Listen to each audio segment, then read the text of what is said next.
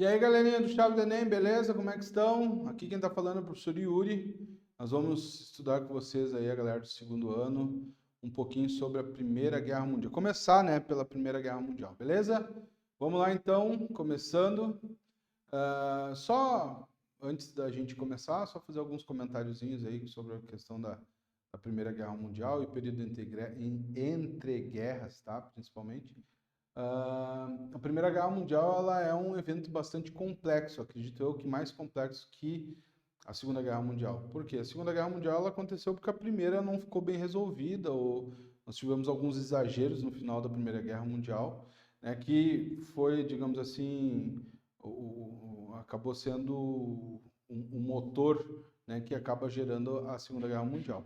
Mas a Primeira Guerra Mundial nós tivemos N fatores, né, como a disputa imperialista na África, na Ásia e depois nos Balcãs, né? Toda aquela corrida imperialista econômica que nós vamos ter. E depois da Primeira Guerra, tu acaba tendo um período ali entre guerras, né?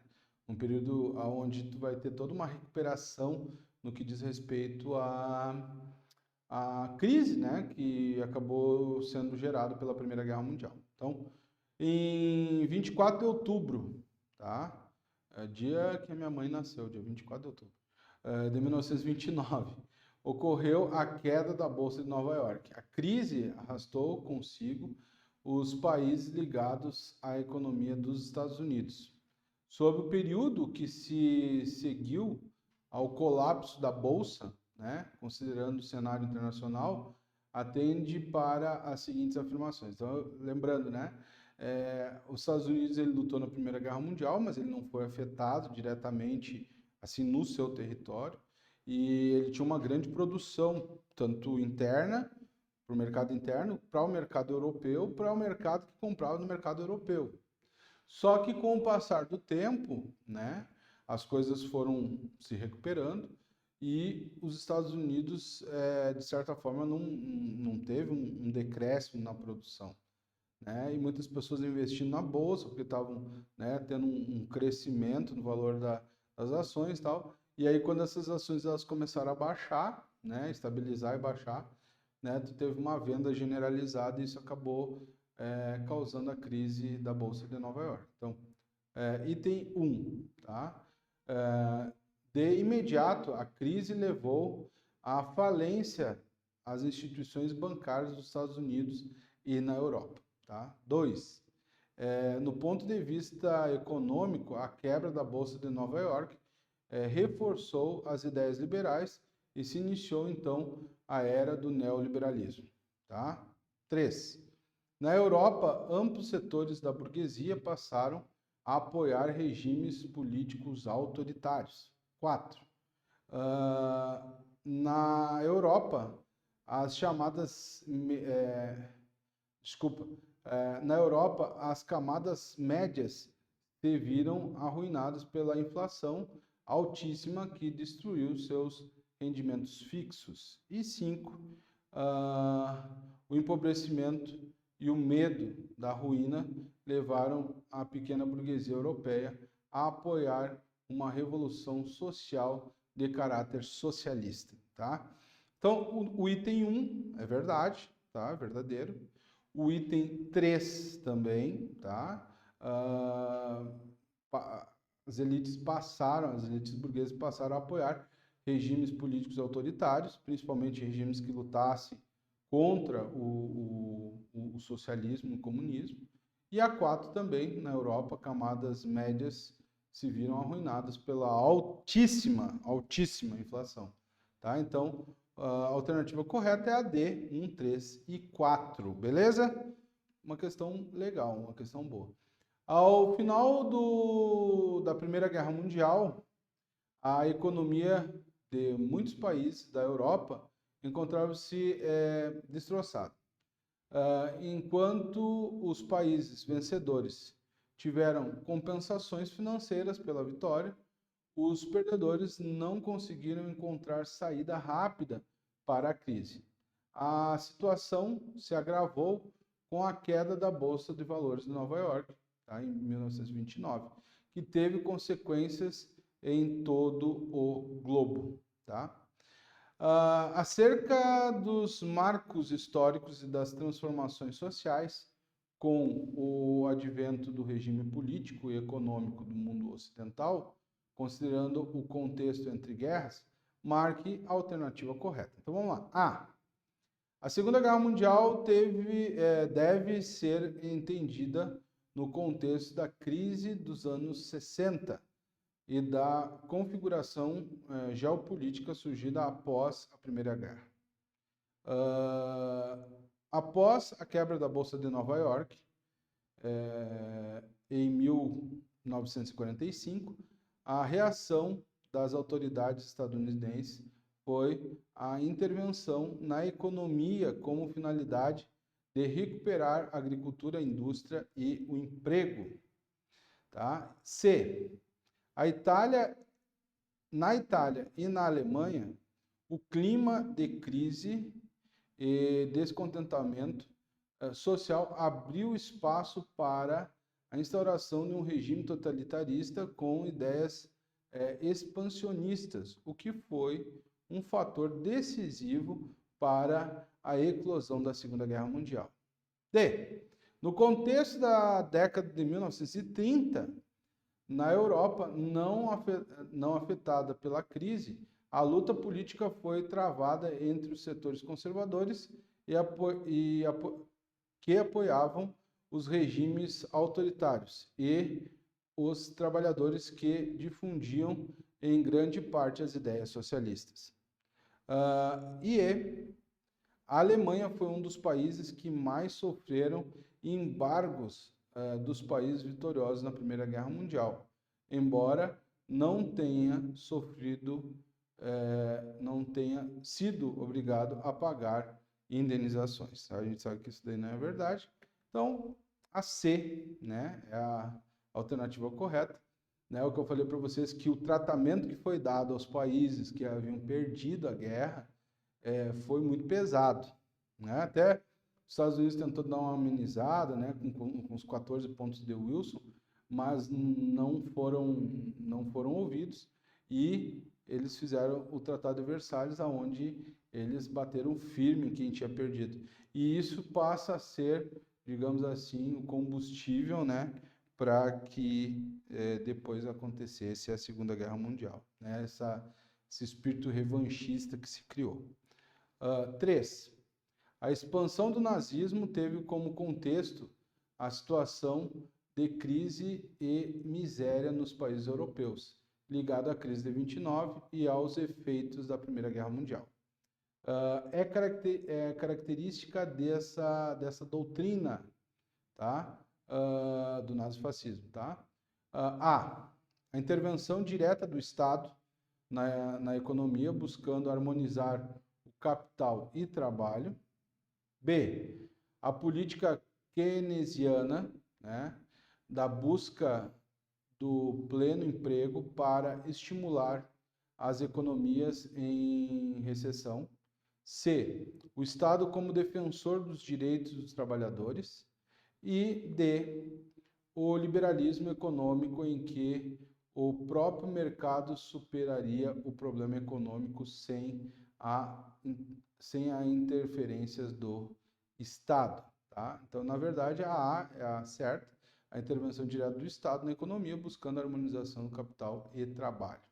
É como tu tem um governo totalitário, esse governo totalitário ele vai ser um governo que vai justamente colocar, né, a sua vontade de forma direta na harmonização da sociedade, ou pelo menos a tentativa disso. Né?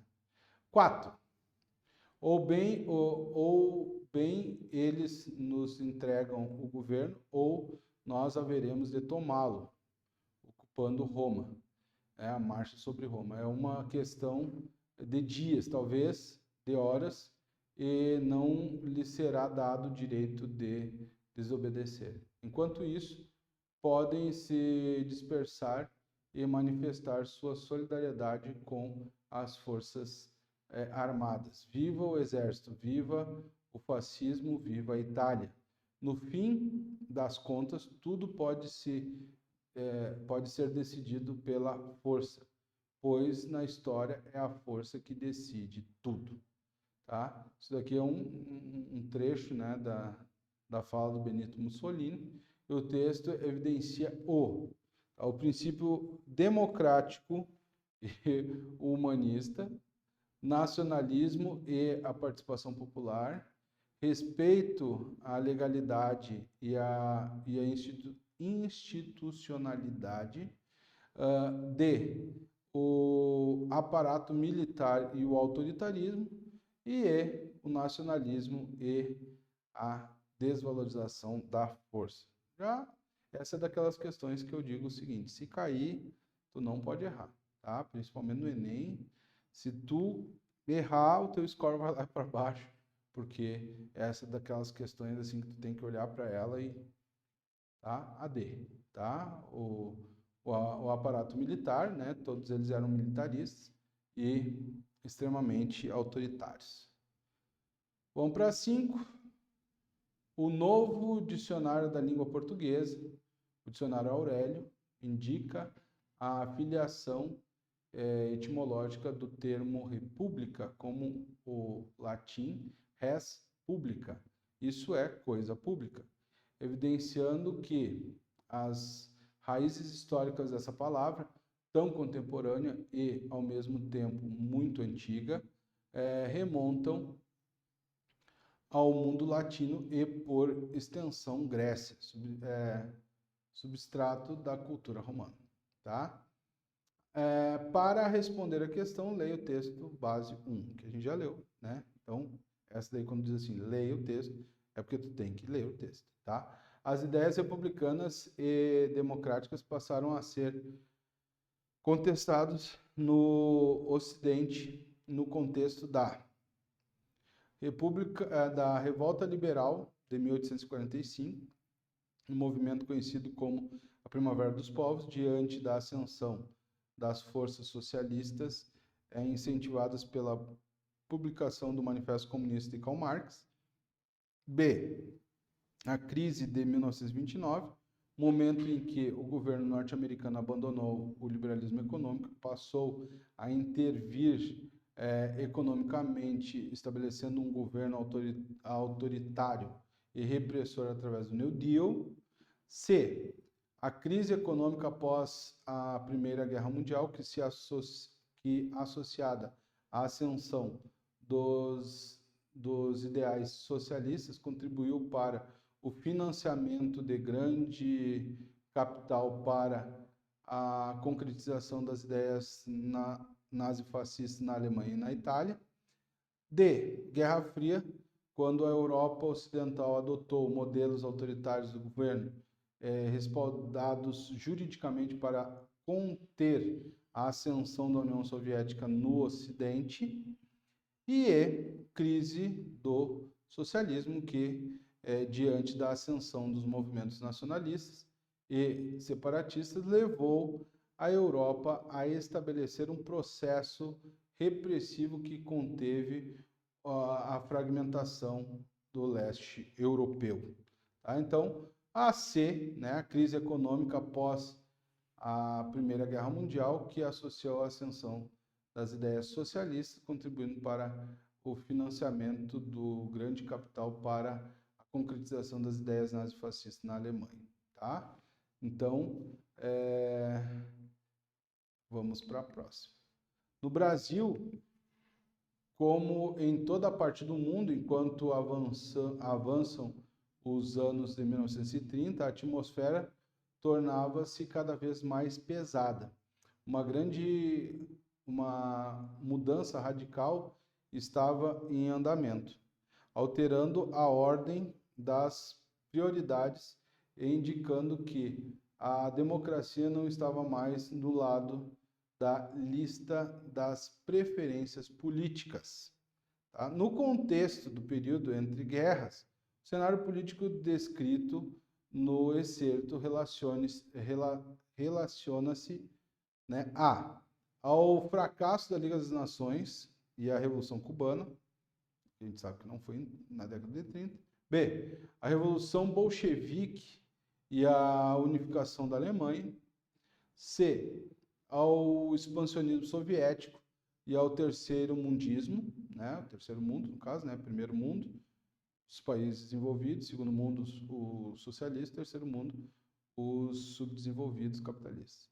D, a crise dos regimes liberais e a ascensão do totalitarismo. E E, a crise do colonialismo e a corrida nuclear. Tá? Então, aqui, tendo em vista tudo que a gente está falando, fica fácil de resolver essa questão. Né? Então, são a crise dos regimes liberais e a ascensão do totalitarismo. 7. A crise do liberalismo, evidenciada ao término da Primeira Guerra Mundial e aprofundada pela crise de 1929, assinalou a emergência dos regimes totalitaristas. Das alternativas abaixo, assinale aquela que caracteriza a ideologia fascista. Tá? Defesa, então, das instituições parlamentares. Acho que não.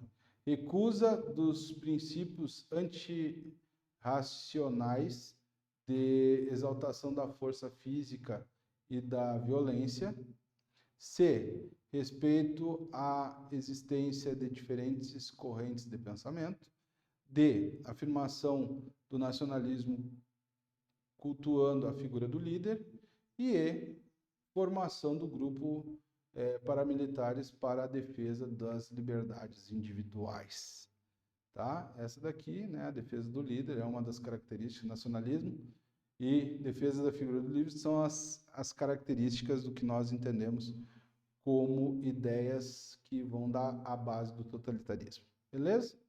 E aqui nós temos, observe a tabela seguinte, relacionada à União Soviética. Aí tu vai ter que fazer uma análise ali, né?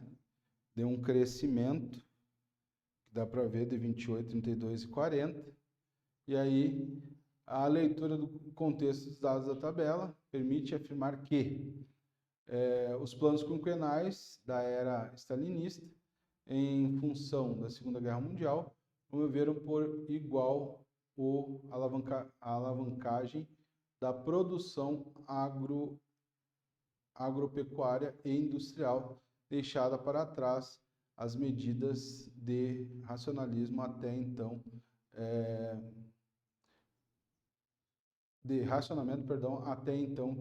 típicas da economia soviética.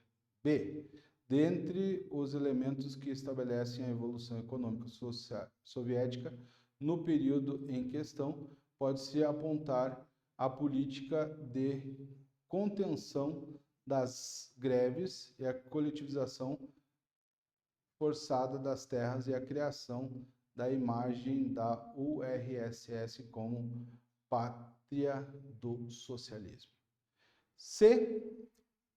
Os índices de crescimento da produção do carvão, aço, da eletricidade, porém ser explicada pelo irrestrito apoio que o governo soviético deu ao processo de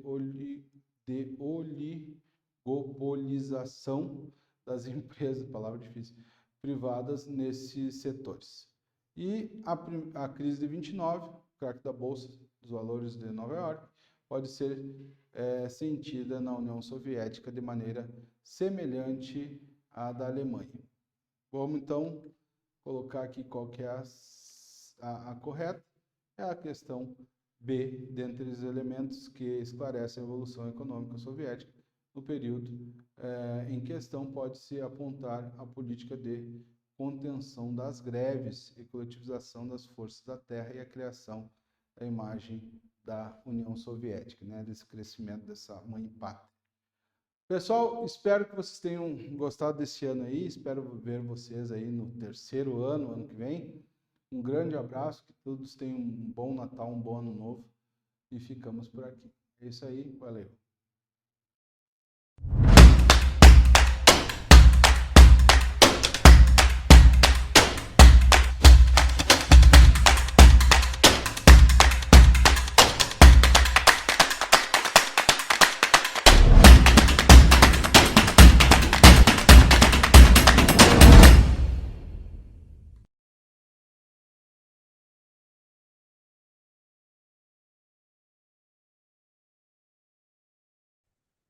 Fala galera, tudo bem com vocês? Segundo ano, olha só, né? O tempo passou voando, voando, voando, voando. Já estamos no final de 2024, já estamos no final do nosso segundo ano. Nós dois aqui juntos do Chave do Enem e já preparados para 2025, em terceirão chegando. Logo, logo vejo vocês na última etapa e preparando-se para vestibulares e Enem aqui conosco, é claro, no Chave do Enem. Vamos embora então, vamos falar um pouquinho da nossa aula. Hoje eu quero ser rápido e rasteiro para que você possa já entrar logo em férias, aproveitar suas férias, pelo menos do chave, não sei, na sua escola, mas que você possa entrar de férias e se preparar, porque ano que vem é terceiro ano, com tudo preparadinho para mandar muito bem ali, hein? Muito bem, temos para hoje conflitos, que nós já vimos na aula passada, e vou retomar isso, e também terrorismo, poder paralelo. Dois assuntos extremamente importantes para as provas de Enem e alguns vestibulares, e também importantes porque nós vimos no final, na finaleira de 2024, ali na nossa linda e maravilhosa apostila de geografia. Vamos então para a primeira questão, e eu já trago o spoiler. Nossa, mas vamos lá, vamos lá, vamos lá. É importante, tá, que você saiba que as questões que nós usamos aqui são base para vestibulares e para o Enem, mesmo que eu não use só do Enem, mas é uma base ali de como é cobrado. Vem comigo então, vamos falar sobre terrorismo. Vamos falar um pouquinho sobre terrorismo. O terrorismo não tem outra ideologia que não seja a da exaltação da morte, uma mentalidade legionária de múltiplas encarnações, várias gerações ali, né, no caso, né? Na Espanha, sofremos e o ETA, Pátria Basca e Liberdade, e dos GAUs, Grupo Antiterroristas e Libertação. Na Colômbia, o de guerrilheiros paramilitares. No México, dos cartéis criminosos e do narco-estado. No Chile, dos sicários de Pinochet. No Oriente Médio, o de palestinos e israelenses. E tantos outros, mas que se instalou no âmbito global e transformou a vida política é o terrorismo de origem islâmico fundamentalista e o contra-terrorismo dos Estados, que fizeram do planeta um campo de batalha, sobretudo, onde, sobretudo, morrem civis. Então, aqui fala um pouquinho sobre a questão, né, do poder paralelo. Nós temos lá em cima o ETA, que é um grupo terrorista, de poder paralelo, de discurso nacionalista. Nós temos ali, né, o poder paralelo do próprio Estado terrorista, no caso de Pinochet, a questão do Oriente Médio, que a gente vai ver mais para frente um pouquinho. Só que destacou que nas últimas décadas, e nós vimos isso na nossa apostila, que vem se destacando, né, destacou que vem se destacando, ficou feio, mas é isso mesmo, o terrorismo islâmico fundamentalista, com grupos organizados que cometeram e cometem atentados terroristas tanto no mundo árabe quanto no mundo ocidental. Dito isso, né, o excerto identifica o terrorismo contemporâneo como fenômeno, né, eu mudei aqui, errei, né, mundial, praticado tanto por grupos externos ao controle estatal, quanto por regimes políticos institucionalizados. Vamos entender um pouquinho? Poder paralelo. Está aqui, olha, grupos externos ao poder estatal. Mas também há o terrorismo de Estado, quando nós temos regimes políticos institucionalizados, que é o caso, por exemplo, de perseguição em ditaduras. Foi dado o exemplo de Pinochet no Chile, né, que já passou faz um bom tempo, mas pode ser também aplicado àquelas ditaduras lá do Oriente Médio que caíram somente com a Primavera Árabe, que foi extremamente importante para esse efeito, né, da chamada Primavera Árabe. Então nós temos os dois lados, muitas vezes, agindo fora daquilo que é o correto.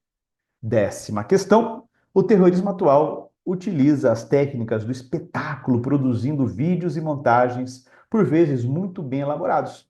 O controle dos meios de difusão de conteúdo é certamente outra novidade, possibilitada pelo advento da internet, né, das redes sociais. Por mais chocante que possa ser o conteúdo difundido pelo Estado Islâmico, sua forma já é reveladora de que a violência está subordinada a uma lógica espetacular. Olha só, isso aqui de 2018, mas já destaca, né, o uso das redes sociais para difusão de ideias, tanto políticas quanto, né, de terrorismo. Para você que não se lembra, o Estado Islâmico, ele gravava, ele fazia filmes da sua ação, né, de invasão, da punição àqueles que eles consideravam infiéis, e depois expunham isso nas redes sociais. E por incrível que pareça, convenceu muita gente a entrar, inclusive, para o grupo terrorista. É terrível isso, né? Mas é uma realidade como as redes sociais podem manipular nossa mente, né? Através de ideologias políticas, religiosas, enfim, né? Por isso que todo cuidado é pouco com redes sociais. Bom, então o texto caracteriza o terrorismo atual como peculiar. Opa, quase não saiu. Pois ele, tá difícil hoje, hein?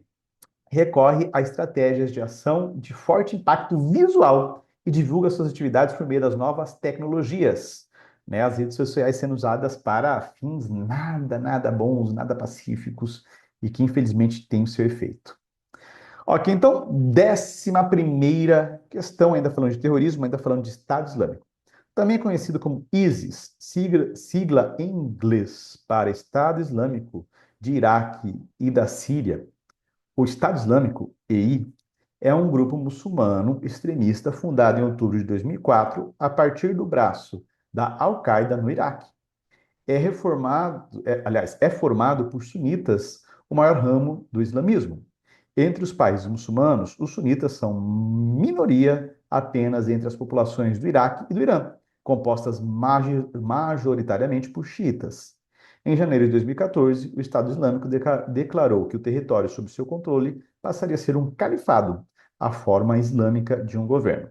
Então, isso aqui é uma reportagem de 2016, quando o Estado Islâmico estava ali, né, no auge, estava avançando. Lembrando que o Estado Islâmico, além do terrorismo, também tinha um projeto de criação de um Estado, por isso que é esse nome, inclusive, né? De um território com um governo islâmico, porque eles acreditavam que quando um grande califado árabe surgisse no mundo, né, o mundo seria restaurado na perspectiva deles, na cosmovisão deles. Então, a respeito do grupo Estado Islâmico, sua atuação e repercussão internacional de suas ações, é correto afirmar que os sunitas radicais do Estado Islâmico consideram que os xiitas são infiéis e devem ser mortos. Aos cristãos, os extremistas dão três opções: a conversão, pagamento de uma taxa religiosa ou a pena de morte. Então, isso também é um dos efeitos ali, né, do Estado Islâmico naquele período.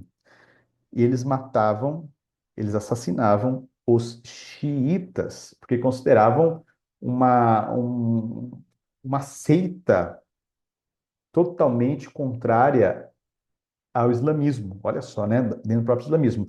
E muitos cristãos também morreram, porque eles eram obrigados ou pagar uma taxa, que era altíssima, ou se converterem, ou eram levados à morte. Pois é, né? E como o Estado Islâmico foi derrubado, só para a gente fechar aqui a nossa fala sobre isso, quando os países do Ocidente descobriram as fontes que financiavam o Estado Islâmico, começaram a cortar os recursos financeiros e assim o Estado Islâmico não conseguiu se manter no poder. Esse é um ponto importante no combate ao terrorismo, né? O terrorismo, de qualquer forma, quando ele é sufocado financeiramente, ele sucumbe, ele não consegue se manter.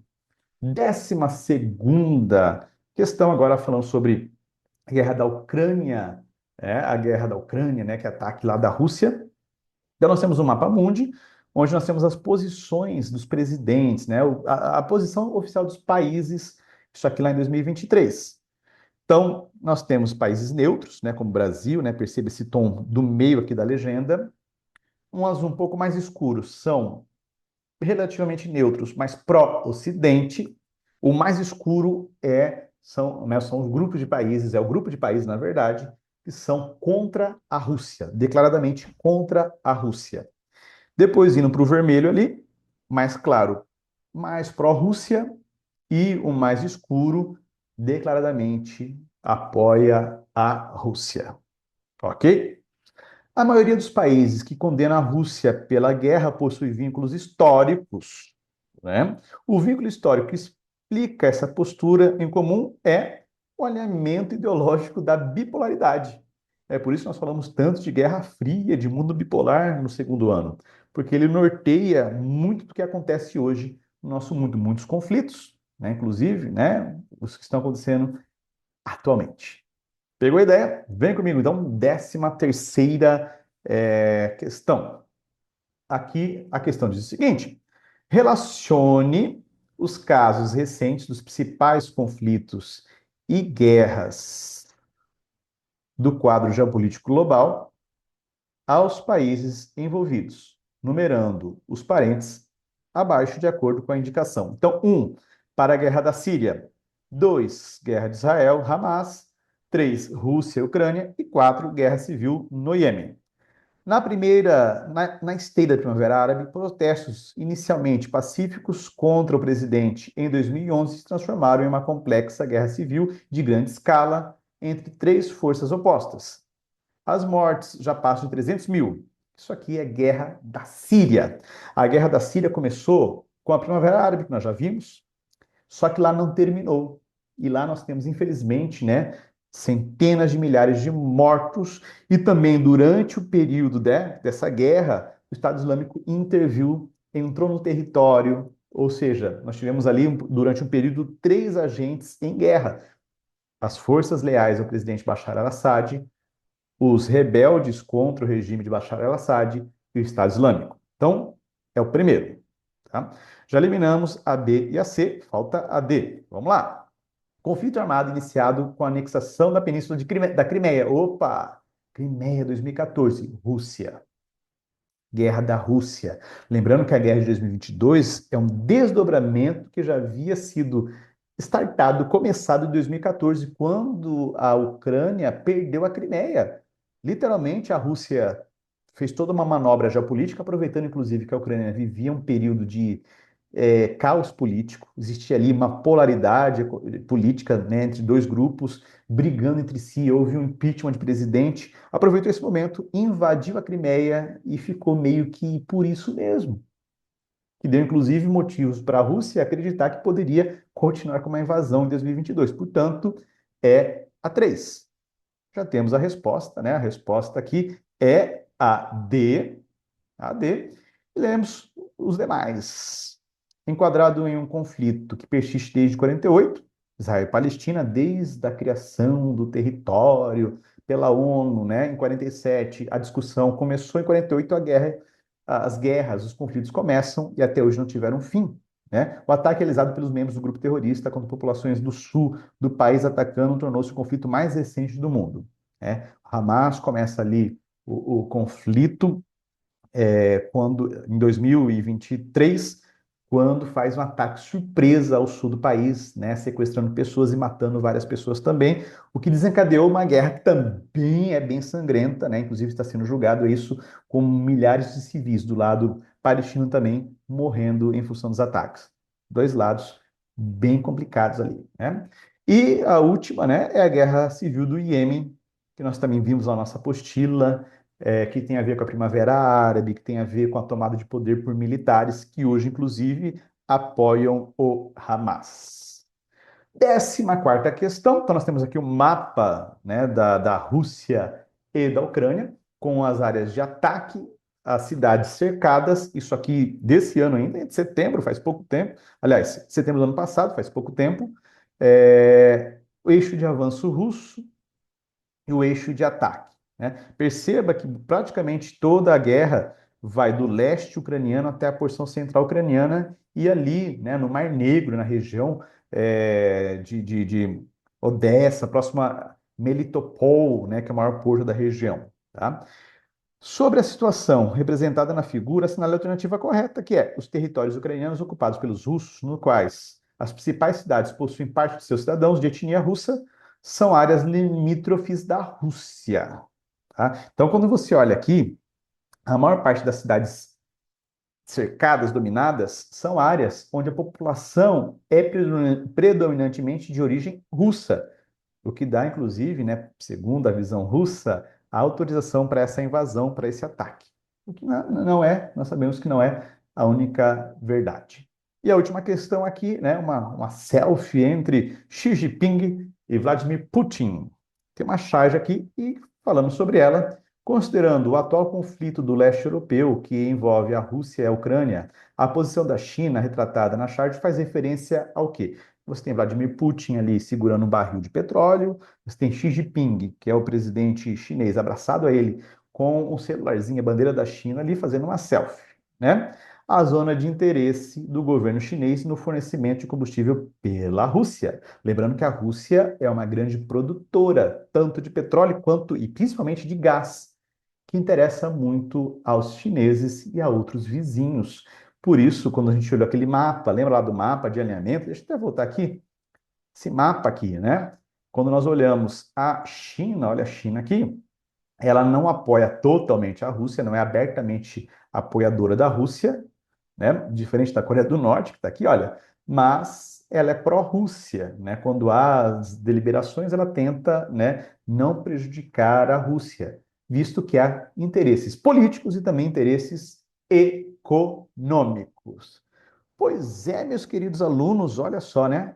O tempo passou rápido e já finalizamos a última aula do último Chave do Enem de 2024. Espero que você tenha aproveitado. Foram 32 lives com 15 questões cada, com muito conteúdo que inclusive fica aqui para você estudar sempre que você quiser e precisar. Ano que vem, nos vemos no terceirão, hein? Desejo a todos vocês Feliz Natal, um ótimo ano novo e que as bênçãos de Deus continuem, né, caindo sobre vocês, recaindo sobre vocês e suas famílias até 2025, se Deus assim permitir. Fui!